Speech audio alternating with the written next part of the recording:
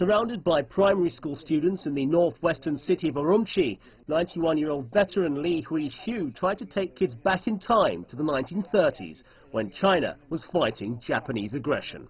The victory was hard-won.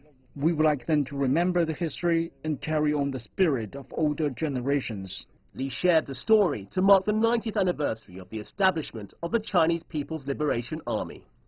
Thousands of miles away, 97-year-old veteran Xu Taosheng was doing something similar in the eastern city of Wansai.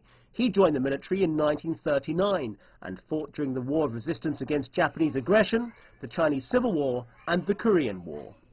I'm 97 years old and all of my comrades have passed away. I want to tell young people what I have been through and pass on the tradition of the Communist Party. The Special Operations Forces, the PLA's cream of the crop, were doing everything they could to live up to the expectation of veterans. During a week-long training camp nicknamed Hell Week, soldiers went through various tests and marched 200 kilometers with heavy gear in tow. We're training soldiers to be ready for combat. Only the best can make it through Hell Week.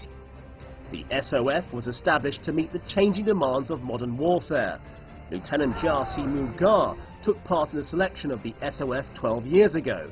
Out of 100 elite candidates, only 30 passed the test. I was one of them. The reason I can stay in the unit is my perseverance and hard work. Jia Si is now helping young soldiers learn all the skills they need if China finds itself at war.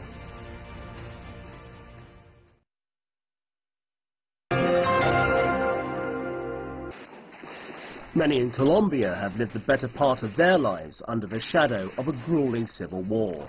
More than 2,000 have been killed since violence broke out between the government and the rebel group FARC in the 1960s.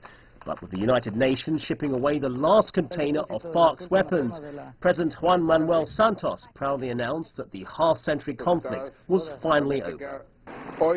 Today, effectively, is the last sigh of that conflict.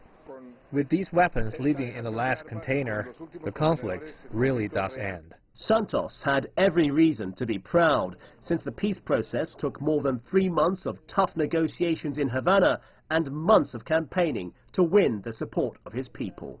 In the end, Santos achieved what his predecessors failed to do, and his efforts won him a Nobel Peace Prize last year.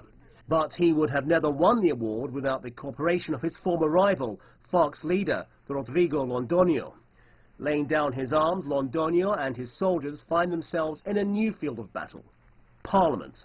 The FARC-EP, the glorious armed revolutionary movement that was born on May 27, 1964, from this event on, we will transform into a new exclusively political group that will carry out its activities by legal means.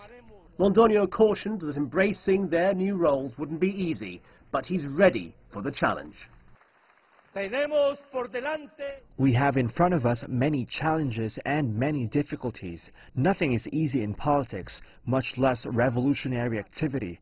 The regime and the system are not made for us, but we are immersed in them and willing to change them.